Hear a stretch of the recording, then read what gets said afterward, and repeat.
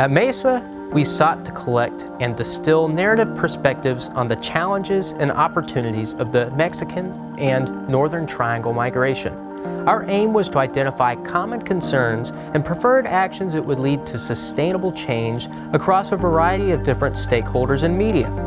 As part of the project, we conducted 40 in-depth interviews with migration stakeholders, reviewed over 50 migration policy briefs, and systematically analyzed news media articles from Mexico, the United States, and the Northern Triangle concerning migration over the past 20 years. We focused particularly on 3 areas: structural causes, the challenges and difficulties, as well as opportunities and solutions.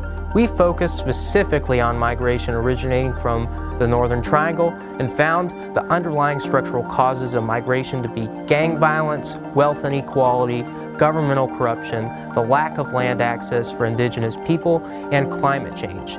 These factors have driven individuals and families out of their homes in search of better opportunities and, in many cases, a search for survival. Our results highlight the complexity of migration and the need to reframe it as a humanitarian issue in need of coordinated and multilateral responses, rather than attempting to address migration as a policy issue for individual governments. The U.S. has had a historic role in holding other countries accountable toward addressing corruption and tackling the root causes of migration, such as the pervasive violence and corruption in Mexico and the Northern Triangle, was shown in our research as critical. Further, the U.S. needs to revisit its own approach to migration by overhauling its immigration system. At present, the U.S. approach is highly convoluted and outdated, with migrants often unaware and misinformed about legal processes.